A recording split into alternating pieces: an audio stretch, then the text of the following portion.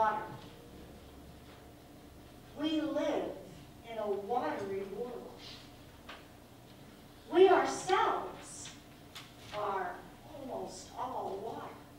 It's amazing, actually. The earth is 70% water, and a human infant at birth is 70% water. Our cells, our tissues, our organs contain much of the water in our bodies. And as we age, the percentage is less. But even in our old age, we are still half water, 50%. Water is life. Jesus himself called himself the living water.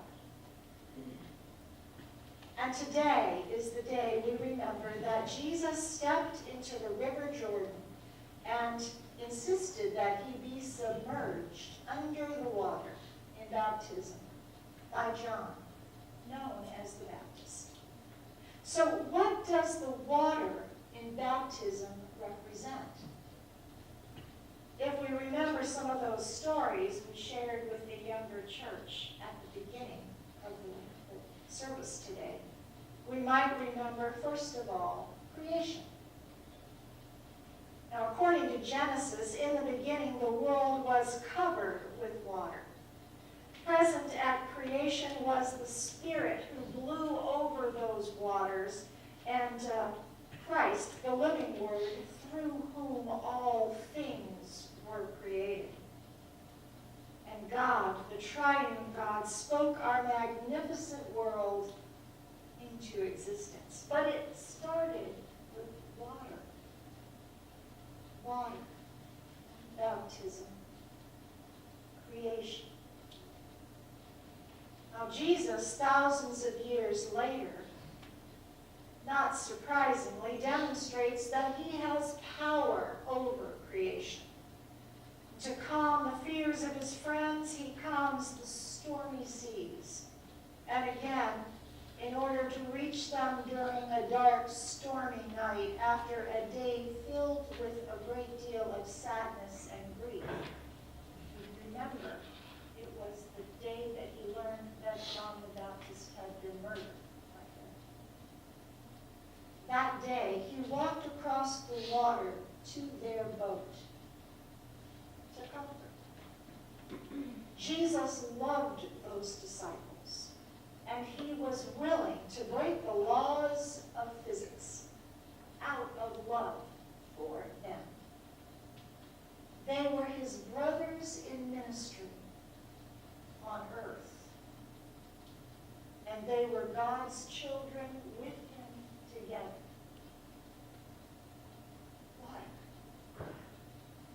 Baptism. And the idea of adoption by God. Children together.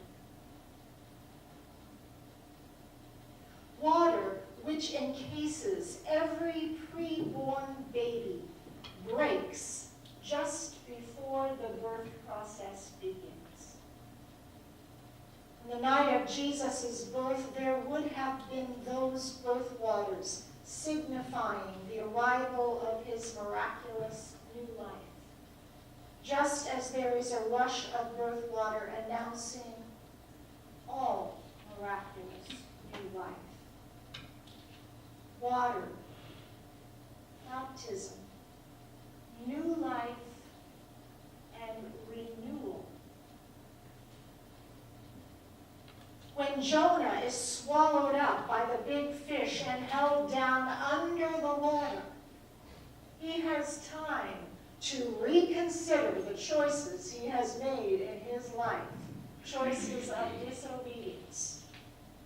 When anyone is baptized by submersion, this way, it's similar to Jonah, or the process of drowning, and then being brought back up to the surface to live and breathe again. To be transformed and renewed. To begin again as a new being made more in God's will. Jonah learned to see himself first and foremost as a child of God, to be obedient in the world. Water, baptism, transformation.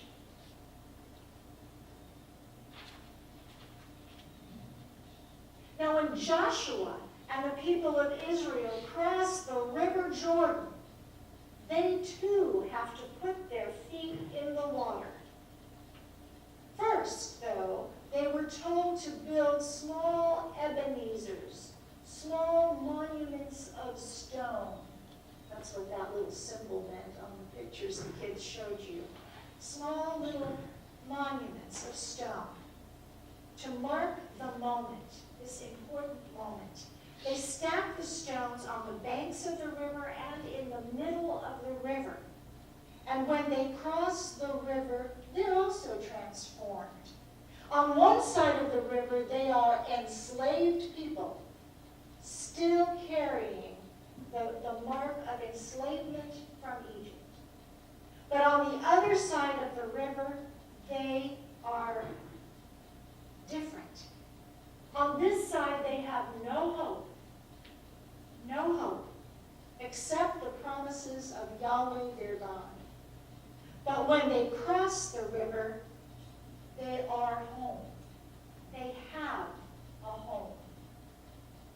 They still have more to do, but they are not just Hebrews, which means ones who cross over. Ones who cross, that's what the word Hebrew means. Once they cross over, they will be Israelites.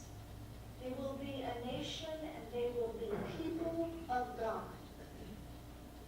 God has claimed them, saved them, provided for them.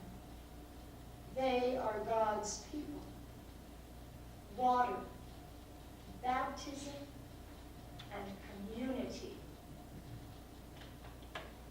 And this is why Jesus insists that he be baptized by John in the Jordan. Of course, Jesus was sinless. But baptism isn't just for the forgiveness of sins. All of us who believe in baptizing babies always wonder about that. Baptism is to celebrate creation, adoption, renewal, and community.